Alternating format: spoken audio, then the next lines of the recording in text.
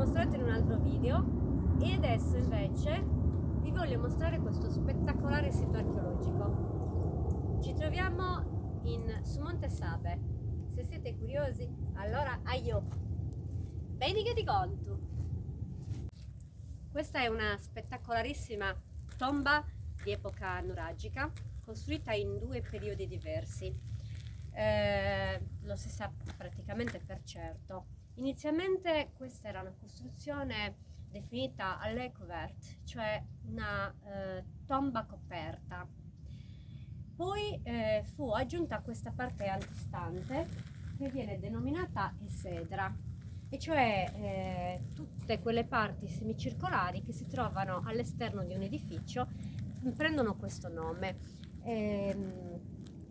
Tutt'attorno appunto compongono l'esedra questi monoliti veramente imponenti.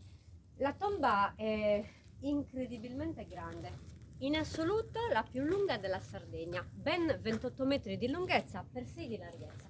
Guardate, è enorme.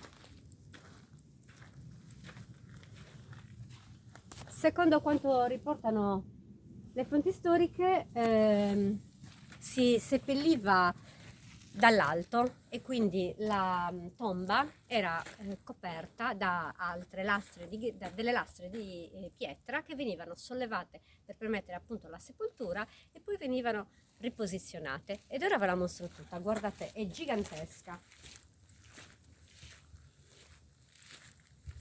La si può proprio, come dire, ci possiamo passare accanto in questo corridoio esterno. Stiamo parlando di un periodo storico XIX secolo a.C., mentre il castello circa 1200 d.C., nel 1200 d.C., quindi XIII secolo, e tra una costruzione e l'altra è passato un periodo di tempo ampissimo. Vedete, questa è la parte posteriore della tomba ed è anche molto ben conservata.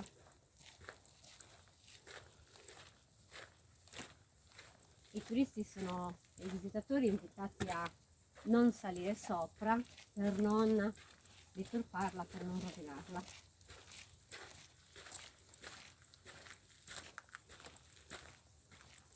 È una delle tante testimonianze che ricordano quanto i nostri antenati, c'è anche un bellissimo miccione, fossero delle persone capaci, intraprendenti e bravissimi architetti, ingegneri, costruttori, che ci hanno lasciato queste meraviglie che ancora oggi, dopo tantissimi secoli, sono ancora qua a testimoniare la bravura del genio umano. Bene, da questa bellissima cornice, da una parte il castello e dall'altra la tomba, vi saluto e a Sibirisanus. Ciao!